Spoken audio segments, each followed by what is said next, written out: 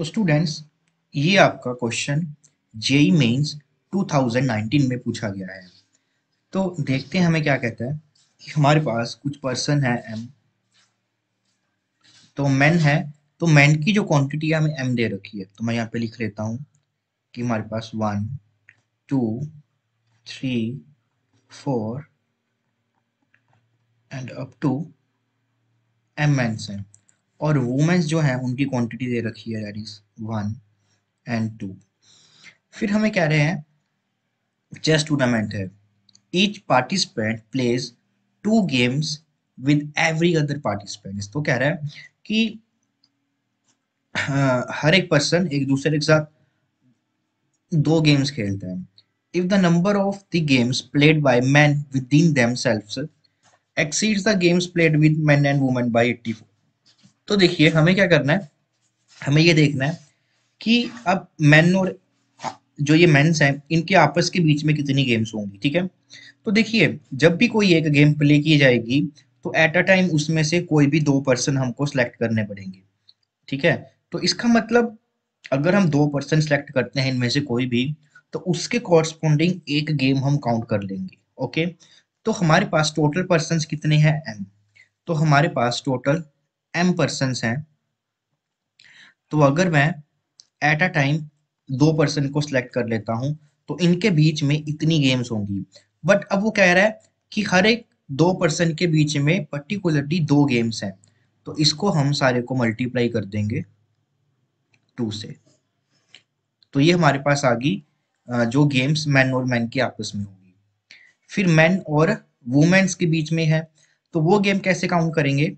अगर मैं एक गेम जो है, एक एक गेम को कैसे काउंट करेंगे, जब मैं एक पर्सन लूंगा इसमें से और एक वुमेन लूंगा।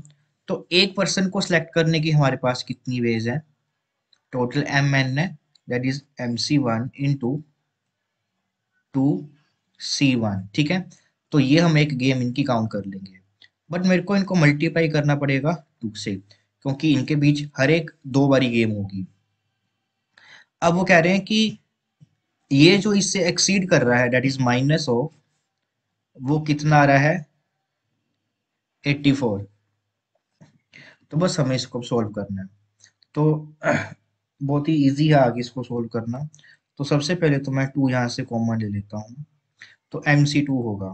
तो इसको हम लिख लेंगे m into M-1 M-2 factorial. फिर नीचे हमारे पास आ जाएगा 2 फैक्टोरियल एंड M-2 फैक्टोरियल।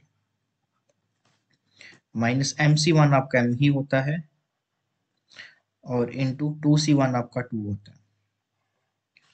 तो ये हमारे पास आ जाएगा 84।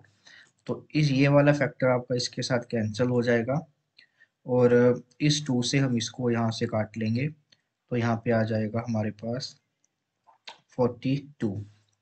तो अब यहाँ से मैं m और m को कॉमन ले लेता हूँ, तो मेरे पास अंदर बच जाएगा M-1 divided by 2 minus 2 is equal to 42। तो अब हम इसको भी सॉल्व कर लेते हैं। ये -4 हो जाएगा, that is m into M-5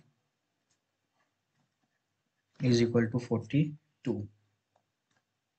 okay,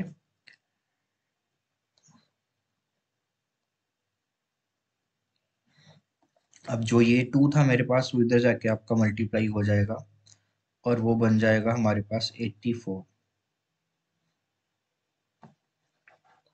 अब ये क्वाड्रेटिक बन जाएगी आपकी, that is m² minus of 5m minus 84 equals to 0।